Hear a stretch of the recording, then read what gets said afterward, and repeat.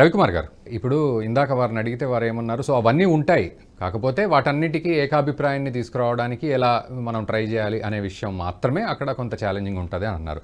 So ఏవైతే సైద్ధాంతికంగా ఇప్పటి వరకు నిర్ణయాలు ఉన్నాయి, రాబోయే 100 రోజుల్లో మేము అగ్రెసివ్గా ఈ నిర్ణయాలు తీసుకోబోతున్నాం, చాలా అసలు అసలు మోదీ 3.0లో చాలా గొప్ప నిర్ణయాలు ఉంటాయని అందరూ కూడా నమ్మారు. కాకపోతే ఇక్కడ కొంత ఇవి నిరాశపరిచినప్పటికీ ఈ హ్యాంగ్ ఓవర్ నుంచి కాస్త బయటికి వచ్చి తర్వాత మళ్ళీ మోదీ ప్రమాణ స్వీకారం, ఆ తర్వాత పరిపాలనలోకి దిగిన తర్వాత ఇదంతా మర్చిపోయి మళ్ళీ నిజంగానే ఒక నిర్ణయాలను వారన్నట్లుగా అందరినీ ఏకీకృతం చేసి తీసుకునే పరిస్థితి ఉంటుందా, కొంత ఆలోచించాలా, ఎలా ఉంటుంది అంటే ఎలా భవిష్యత్తును ఎలా అంచనా వేస్తారు? అంటే మోడీ గారి గురించి మీకు పూర్తిగా ఒక విషయం అర్థం కాదు. ఏంటంటే మోడీ గారు ఎప్పుడైతే తను రాజకీయాల్లోకి వచ్చారో, ఎప్పుడైతే తను ఒక రాజ్యాంగ పదవిని చేపట్టారో, ఆయన అప్పుడే నిర్ణయించుకున్నారు ఏంటి అంటే నేను అనేది లేదు, నా జీవితానికి నేను అనేది లేదు, నా జీవితానికి నా గురించి ఏమైనా ఉందా అనేది లేదు, నా కుటుంబం గురించి అనేది ఏమీ లేదు. ఒకటే చెప్పాను, 140 కోట్ల మంది అందరూ కూడా నా కుటుంబ సభ్యులే అని చెప్పారు. ఈ 140 కోట్ల ప్రయోజనార్థం, వాళ్ళ అభివృద్ధి కోసం, వాళ్ళ సంక్షేమం కోసం ఎటువంటి నిర్ణయాలు తీసుకోవాలో అటువంటి నిర్ణయాలు ఖచ్చితమైన సమయంలో తీసుకొని వాటిని అమలు పరిచే దమ్మున నాయకుడు మోడీ గారు. ప్రతి క్షణం దేశం కోసమే, ప్రతి క్షణం దేశం కోసమే, ప్రతి క్షణం దేశం కోసమే ఆలోచిస్తారు, దేశంలో ఏం చేయాలి ఆలోచిస్తారు. ఆయన అదే పనిలో ఉండడానికి ఆయన లేదు. ఆయన నిజంగా చెప్పాలంటే ఒక రకంగా మనం చూడాల్సిన విషయం ఏంటంటే ఆయన్ని ఆ దేవుడే మన భారతదేశం కోసం పంపించినట్టుగా అనిపిస్తుంది ఒకసారి మీరు ఆలోచిస్తే.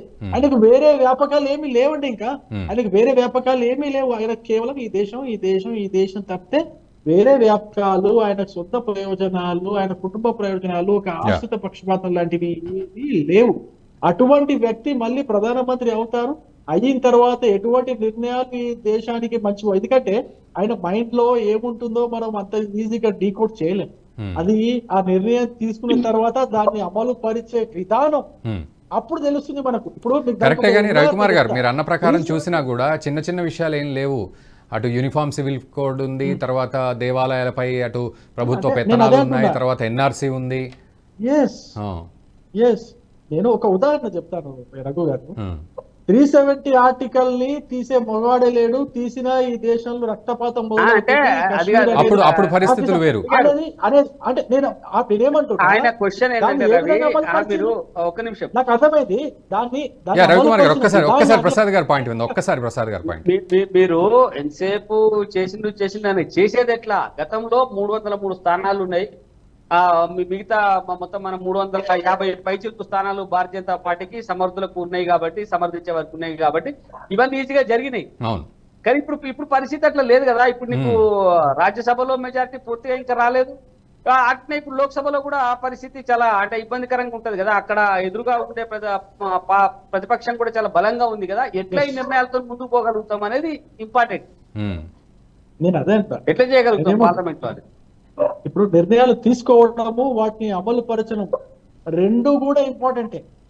నిర్ణయం 370 రద్దు చేయాలి నిర్ణయం తీసుకున్నారు, దాన్ని ఏ విధంగా అమలు పరిచినారు, ఏ విధంగా దాన్ని పకడ్బందీగా అమలు పరిచినటువంటి ఆ చాణక్యం ఏ విధంగా చూపించినారు. అయితే ఇప్పుడున్న పరిస్థితి కొంచెం దానికి భిన్నంగా ఉంది, కొంచెం చాలా తక్కువ, అంటే పెద్దగా మనకు డిఫరెన్స్ ఉందని అనుకోలేదు. మనకు 240 సీట్లు ఉన్నాయి, 240 సీట్లకు మనకి ఇంకొక మెజారిటీ కావాల్సింది ఒక 32 సీట్లు. మనకు ఉన్నటువంటి ఈ ఎన్డీఏ పక్షాలను ఒప్పించి వాటి యొక్క ఆ నిర్ణయాలు తీసుకొని వాటిని అమలు పరచాల్సినటువంటి అవసరం ఎంతవరకు ఉందనేది ఎన్డీఏ పక్షాలను ఒప్పించి మనం తీసుకోవాలా. నేనేమంటున్నా, 370ని కూడా ఎన్డీఏ పక్షాలను పక్కన పెట్టేసి మీకు సంబంధం లేదని చెప్పేసి తీసుకున్న నిర్ణయం కాదు కదండి. అవును, అంటే వాళ్ళని కూడా కలుపుకొని, వాళ్ళ కాన్ఫిడెన్స్ కూడా తీసుకొని, వాళ్ళ కాన్సెంట్ కూడా తీసుకొని అమలు పరిచినటువంటి నిర్ణయం అంటున్నా. ఎట్ ది సేమ్ టైం అదే పద్ధతిని ఇప్పుడు కూడా పాటించాల్సి ఉంటుంది, పాటిస్తారు. కొంచెం అక్కడ ఏమన్నా కొంచెం డిపెండెన్సీ పెరుగుతుంది కాబట్టి దాన్ని అమలు పరిచే చాణక్యము మా దగ్గర ఉంది, మా నాయకత్వంలో ఉంది అనే విషయాన్ని మీకు చెప్పవచ్చు. ఓకే, సో అంటే అగ్రెసివ్గా ఈ 100 రోజుల్లో అంటే మా దగ్గర మ్యాప్ ఉంది 100 రోజులకు సంబంధించి అని ఒకనొక సందర్భంలో అన్న పరిస్థితి. సో వాటి ఇంప్లిమెంటేషన్స్ రిజల్ట్స్ కంటే ముందే మోడీ గారు అధికారులతో కూర్చొని ఈ యొక్క సమీక్ష నిర్వహించారు. 100 రోజుల్లో ఎటువంటి కార్యాచరణ ఉండాలి, ప్రతి ఒక్క మంత్రిత్వ శాఖ నుంచి మీ యొక్క కార్యాచరణ తీసుకురండి అని చెప్పేసి ఆయన ఆల్రెడీ ఆ పనిలో ఉన్నారు. ఆ పనిలో ఉన్నారు. దాన్ని ఒకటే ఇప్పుడు ఏంటంటే ఎన్డీఏ పక్షాలన్నిటినీ కూడా విశ్వాసంలోకి తీసుకొని వాళ్ళను ఒప్పించి తీసుకోవాల్సిన నిర్ణయాలు ఉంటాయి. అంటే ఇప్పుడే ఎన్డీఏ పక్షాలను ఒప్పించాల్సిందని కాదు, గత 10 సంవత్సరాల నుంచి కూడా ఎన్డీఏ పక్షాలను ఒప్పిస్తున్నాం. ఎన్డీఏ పక్షాలనే కాదు, ప్రతిపక్షంలో ఉన్నటువంటి కొన్ని పక్షాలను కూడా ఒప్పించి కొన్ని బిల్లులు ఆమోదింపజేసుకున్నటువంటి చాణక్యం మాది అంటున్నా. అయితే రవికుమార్ గారు ఒక స్ట్రైట్ క్వశ్చన్, అయితే మీరు ఇదంతా చెప్తున్నారు కాబట్టి ఒక స్ట్రైట్ క్వశ్చన్. ఉండొచ్చు. సో ఆ స్పీడ్ బ్రేకర్ పడిందా? లేదు, అటువంటిది ఏమి ఉండదు. ఒకవేళ అటువంటి స్పీడ్ బ్రేకరే పడుతుంది అని అనుకుంటే అటువంటి సందర్భమే వస్తే ఖచ్చితంగా అటువంటి సందర్భానుసారం తీసుకోవాల్సిన నిర్ణయాలే తీసుకుంటారు. ఆ సందర్భానుసారం తీసుకోవాల్సిన నిర్ణయాలే తీసుకుంటారు. అటువంటి వాటిని ఏ విధంగా అమలు పరచాలో అమలు పరుస్తారు. మొట్టమొదటి విషయం నేను చెప్పదలుచుకుంది ఏంటంటే మోడీ హైతో ముమ్కిన్ హై. ఇప్పుడు కూడా మోడీ ఉన్నారు, ఇంకా మోడీ ఏం పోలే. మోడీ హైతో ముమ్కిన్ హై. ఏక్ భారత్ శ్రేష్ఠ భారత్ అనే నినాదం తీసుకున్నారో ఆ ఏక్ భారత్ లో శ్రేష్ఠ భారత్ ని సాధించడానికి సబ్కా సాత్ సబ్కా వికాస్ సబ్కా ప్రయాస్ తో ఈ విషయాలన్నిటిని కూడా అధిగమిస్తారనేది మా యొక్క పూర్తి నమ్మకం. అయితే రవికుమార్ గారు ఇంకొక విషయం, ఇప్పుడు వాస్తవానికి నిన్న వచ్చిన రిజల్ట్స్ని చూసి అబ్కీ బార్ 400 పార్ అనే స్లోగన్ని కనెక్ట్ అయిన మీ కార్యకర్తలు కానీ మొత్తానికి ఎన్డీఏ మిత్రపక్షాల అందరూ కూడా నిజంగానే 400 పార్కి కొంచెం అటు ఇటు ఉంటుంది అనుకున్నారు. కానీ చాలా డిఫరెన్స్ వచ్చేసరికి మీరు ఇచ్చిన టార్గెట్ స్లోగన్ వేరు, ఇక్కడ జరిగిన రియాలిటీ వేరు. ఈ రెండింటి మధ్యలో మిగిలిపోయారు. ఇప్పుడు కొంతమంది అసంతృప్తితోటి, కొంతమంది పర్లేదు బాగానే ఉంది, కొంతమంది ఏం కాలేదు, మనం అనుకున్నది రీచ్ అవ్వలేదు, ఇట్లా చాలా స్పెక్యులేషన్స్ కనబడుతూ ఉన్నాయి వీళ్ళ మానసిక స్థితిలో. సో వీళ్ళందరికీ కలిపికట్టుగా ఒక సమాధానం మీరు ఏం చెప్తారు? లేదు మనం ముందుకెళ్తున్నాం అనే విషయానికి. నేను ఒకే ఒక సమాధానం అందరికీ, భారతదేశ వ్యాప్తంగా ఉన్నటువంటి, ప్రపంచ వ్యాప్తంగా ఉన్నటువంటి భారతీయ జనతా పార్టీ కార్యకర్తలకు, శ్రేయోభిలాషులకు అందరికి చెప్పదలుచున్నది ఒకే ఒక పాయింట్. మనం 3వ సారి గెలిచాము, హ్యాట్రిక్ సాధించాము. మనము చేసినటువంటి పనులు ఇంకా చాలా పెండింగ్ లో ఉన్నాయి, అవన్నీ కూడా పూర్తి చేయబోతున్నాము. ఇందులో ఎటువంటి ఆటంకాలు ఏర్పడవు. ఖచ్చితంగా అనుకున్న నిర్ణయాలన్నిటినీ కూడా మళ్ళీ ఖచ్చితంగా అమలు పరుస్తాము, చేస్తాము. దాంట్లో ఎటువంటి డౌట్ లేదు. ప్రతిపక్షాలన్నీ కూడా ఏకమైనప్పటికీ కూడా భారతీయ జనతా పార్టీ ఈ దేశంలో అతిపెద్ద పార్టీగా అవతరించింది.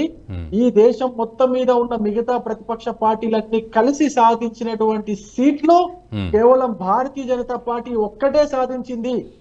ఈ విషయాన్ని కార్యకర్తలు, శ్రేయోభిలాషులు అందరూ కూడా మనసులో పెట్టుకొని పాజిటివ్ గా ముందుకు వెళ్లాల్సిందిగా నేను కోరుకుంటున్నాను. ఓకే, సో కప్ర ప్రసాద్ గారు మీరేమంటారు? నిజంగా అంటే ఎటువంటి సిచ్యువేషన్స్ ఉన్నాయి, వాళ్ళ మానసిక స్థితి ఏ విధంగా ఉండాలి? మనం అడుగు ముందుకు వేయాల్సిన పరిస్థితే ఉంది. అండ్ 2047 వికసిత్ భారత్ని చూడాలి అని ఒక 100% టార్గెట్ తోటి ఒక అగ్రెసివ్గా ముందుకెళ్తున్న తరుణంలో ఈ జస్ట్ ఒక చిన్న, దీన్ని ఏమంటారు, దీన్ని ఎలా అర్థం చేసుకోవాలి, దీన్ని అధిగమించి ఎలా ముందుకెళ్లాల్సిన పరిస్థితి ఉంది ప్రతి పౌరుడికి?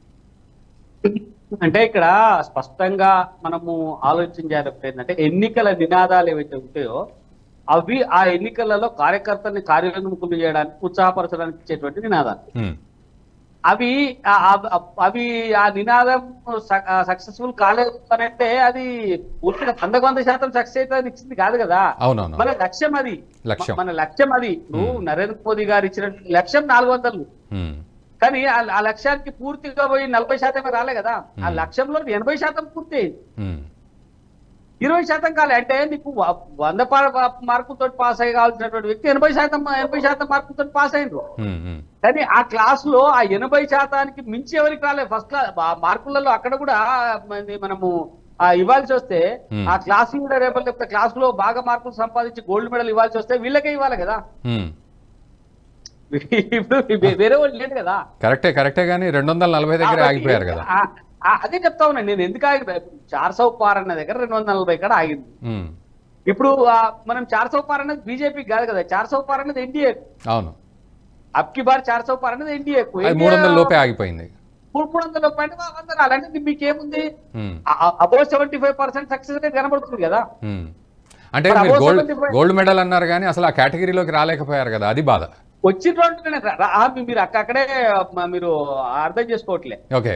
ఇప్పుడు ఒక క్లాస్ లో 4 పిల్లలు ఉన్నారు, ఒకటికి 75 మార్కులు వచ్చినాయి, మిగతా ఓడికి 25, ఓడికి 15, ఓడికి 30 వచ్చినాయి. ఈ గోల్డ్ మెడల్ ఇవ్వాల్సి వస్తే క్లాస్ లో ఉన్న 75 మార్కులు నోటికి ఇస్తారా, లేకపోతే అరే వీడు 90 వేస్తాం అనుకున్నాం రాలే కాబట్టి వీటికి ఇవ్వమంటారా? ఓకే, అంటే నేనేమంటున్నా అంటే 80 దాటితే గోల్డ్ మెడల్ అంటున్నా. నేను అనేది మామూలుగా Okay. ఇవ్వాలి. Yeah, yeah. ఆ రకంగా చూసుకున్న 80 దాటినట్టే దాదాపు చూస్తే ఏమైతుందంటే, ఒకటే అప్పుడు వాళ్ళు ఇచ్చినటువంటి నినాదం కూడా 400 పార్ అనేది కార్యకర్తలు ఉత్సాహపరచడానికి, కార్యకర్తలు కార్యోన్ముఖులు చేయడానికి ఇచ్చినటువంటి ఒకటి. రెండో అంశం ఏంటంటే, ఇక్కడ నేను అదే చెప్తా ఉన్నా, బాగా అందరూ గమనించాల్సినటువంటి అంశం, నరేంద్ర మోదీ గారి యొక్క ఆలోచన వెనుక చాలా అంతరార్థం ఉంటది. వారు 400 పార్ అని ఇచ్చినప్పుడే శత్రువు యొక్క బలాన్ని అంచనా వేయడం కోసమే ఆయన 400 పార్ అనేటువంటి మాట మాట్లాడి ఉంటారు. శత్రువు ఈ 400 పార్ను అడ్డుకోవడం కోసం శాయశక్తులా కృషి చేసి కాంగ్రెస్ పార్టీ పూర్తిగా దిగజారి నన్ను తిట్టినా సరే రాను ఇండి కూటమిలో ఉండు అని చెప్పి మమతా బెనర్జీ పార్టీ లాంటి వాళ్ళని అందరినీ కూడా ఆయన తిడుతున్నా కూడా దగ్గరికి తీసుకొని సీట్లు తగ్గించి, అంటే భవిష్యత్తులో వీళ్ళు ఇంతకంటే తగ్గి ఏది చేయలేరు. ఇక భవిష్యత్తులో ఇంతకంటే ఐక్యత వీళ్ళ లోపల సాధ్యం కాదు. అంటే ఇంత 100% ఐక్యత సాధ్యమైన దగ్గర కూడా వాళ్ళు కాంగ్రెస్ పార్టీ 100 స్థానాలు దాటలేకపోయింది. కాబట్టి ఇది ఇంకా ఇంతకు మించి ఏం చేయలేరు. కాబట్టి శత్రువు యొక్క బలాన్ని అంచనా వేయడం కోసమే నరేంద్ర మోదీ గారు 400 పార్ అనేటువంటి నినాదం ఇచ్చిందని నేను అనుకుంటా ఉన్నా. ఇది శత్రువు యొక్క బలం పూర్తిగా వాళ్ళ 100% కూడగట్టుకుంటే కూడా వాళ్ళకి వచ్చే బలం ఇదే అనేది స్పష్టంగా అర్థమైపోయింది. కాబట్టి నరేంద్ర మోదీ గారు ఇక పైన జరిగేటువంటి అన్ని కార్యక్రమాలను కూడా చాలా ఆచితూచి నిర్ణయం తీసుకుని పకడ్బందీగా అమల్లో పెడతారనేది స్పష్టంగా అర్థమవుతాం. Right. Thank you very much Kapara Prasad గారు అండ్ రవికుమార్ గారు. Thank you very much for participating in the discussion అండి. ఈ వీడియో మీకు నచ్చినట్టయితే లైక్ చేయండి, 10 మందికి షేర్ చేయండి, అలాగే కామెంట్ల రూపంలో మీ అభిప్రాయాలను మాతో పంచుకోండి. Nationalist hub group of channels ను సబ్స్క్రైబ్ చేసుకుని తెలుగునాట జాతీయవాద జర్నలిజాన్ని ప్రోత్సహించండి. ఈ వీడియో కింద ఉన్న బెల్ ఐకాన్ పై క్లిక్ చేయడం మర్చిపోవద్దు.